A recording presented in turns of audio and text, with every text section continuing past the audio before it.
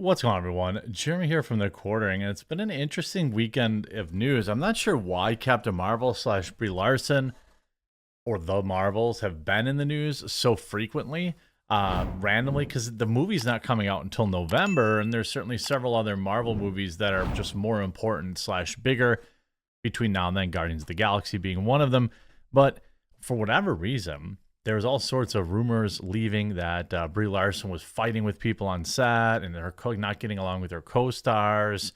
And, well, it's totally believable. But now it would appear she's striking back, addressing those said rumors. But the media is already preparing for the movie to be a flop, which is really bizarre to me that you'd come out and admit defeat. But right ago, published one day ago, don't blame wokeness when the Marvels fail. I wonder why. I wonder if they already know that the Marvels is going to be an epic disaster. We're going to get to that after a super quick word from this video's sponsor, Meta PCs. Huge shout out to this video's sponsor, Meta PCs. Look, you've been around, you know that I've been talking about Meta PCs for a very long time. In fact, it's the primary computer I use. But it's not just because they're a sponsor. It's for so many more reasons. They have fully customizable, configurable PCs and all the hardest to find parts in stock and ready to go. They also have ready to ship PCs ready for you today. Here's a couple reasons why I like Meta PCs. First and foremost, it's veteran ownership. Meta PCs is a veteran-owned business. One of Meta's owners has served both in Afghanistan and Iraq and received a Purple Heart for his service. Meta also employs military veterans in Meta's operations center and also provides systems to veterans going back to school to help them re-enter the workforce all across the United States. They offer financing. It has 100% US-based sales and support.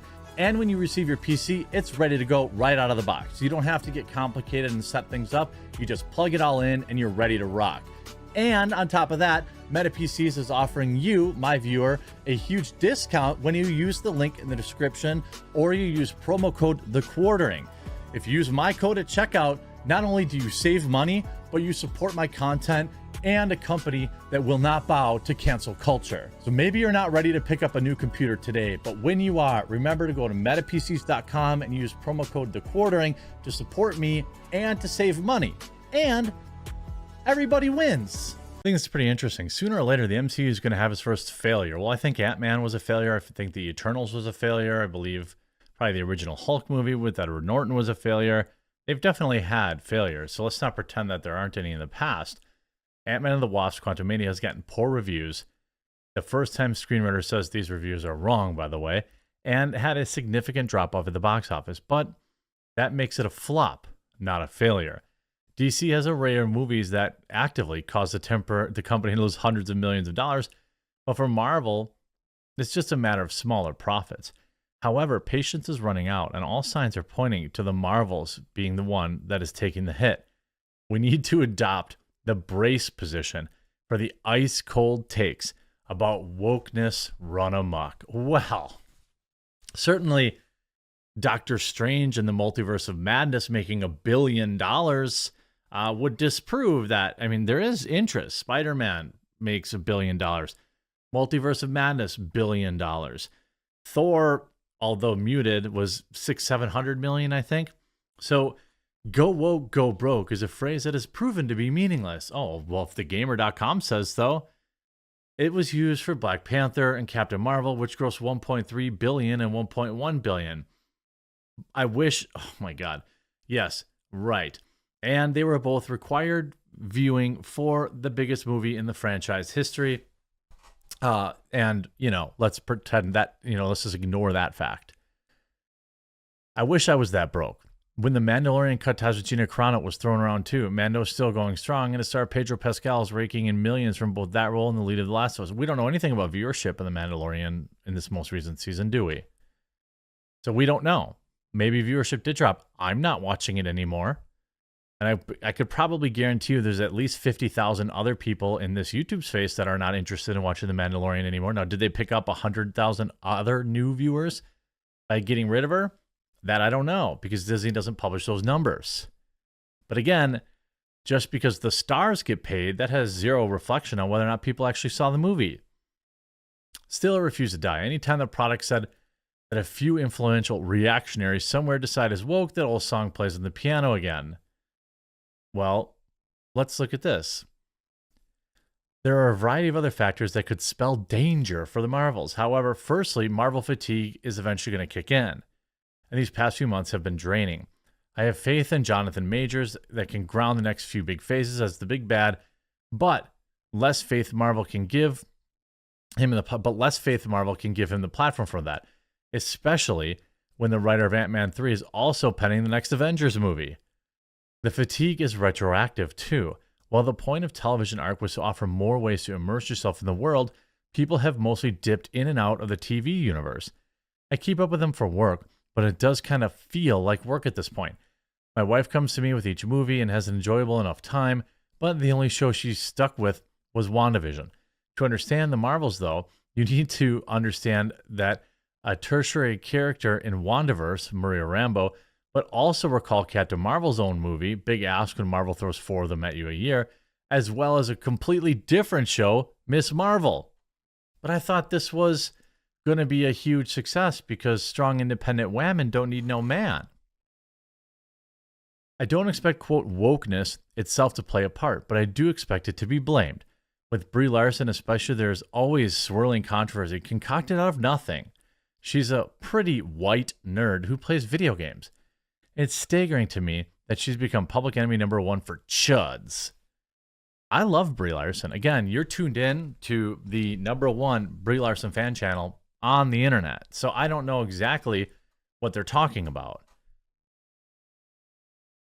But it's been shown in the past how people will make noise for her. I don't expect this alone will tank it, but the Marvels will likely struggle for traction as it feels so separate from the wider story given the recent history. We're unlikely to give it the benefit of the doubt. With audience blasé, a major talking point could end up being that the weird corner of the internet that hates Brie Larson. I love Brie Larson, so I don't know. This author is clearly not talking about me. Then there are other 2 factors. That the women cast members are women of color, and neither have box office leading pedigree. It's extremely easy to see why the loudest voices will point their fingers and depressing to think that they'll be listened to.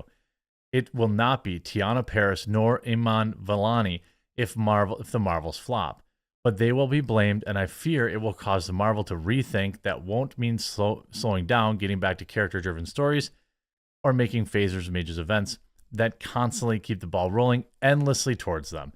It will be to stop taking chances on women of color. Look, I'm going to be on record right now. There's nothing offensive or like inherently negative about Teyonah Parris or Iman Vellani. I don't think I saw a lot of videos saying, "Oh, look at this crazy woke thing this person said," or "Look at this crazy thing Monica Rambeau's character or actor said." I don't think they really carry a lot of negativity around with them. So I don't think that you can blame them in particular. What you can blame is Marvel trying to force it too hard. Why isn't it called Captain Marvel 2? It's like we saw this a mile away when it was Birds of Prey and the Fantabulous Emancipation of One Harley Quinn, when you could have just called it Harley Quinn. They even scrambled after that first week at the box office and were changing the posters and changing the marquees to say Harley Quinn because nobody knows what Birds of Prey was. And so you're going to end up with the exact same thing. Remember when The Eternals came out and was a complete box office flop? They crammed 10 diverse characters into a 2.5-hour movie. All 10 of them, nobody really knew anything about, and they were surprised when no one bought into the movie. They're going to have a little bit of this. Brie Larson herself has a strong fandom, myself included. She also has cachet as Captain Marvel.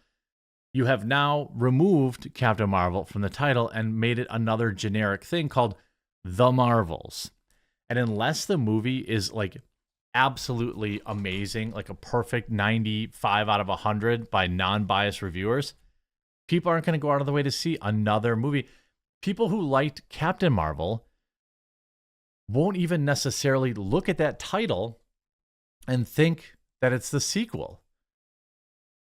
This on top of all the diva-like behavior that people, but now scoopers defend Brie Larson against right-wingers and incels.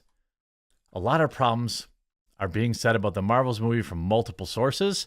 Scoopers come to the defense of both Brie Larson's and the Marvel movie. Recently has seen reports, multiple sources, the Marvels are in big trouble after its release date pushed back 5 times.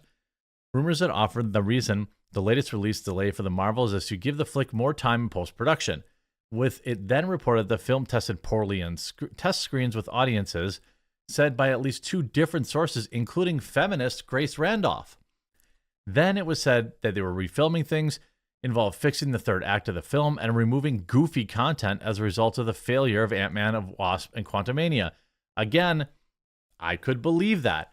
I've said too many jokes in these movies. You can't get serious about anything if everybody's joking or they're cramming member berries down your throat all the time.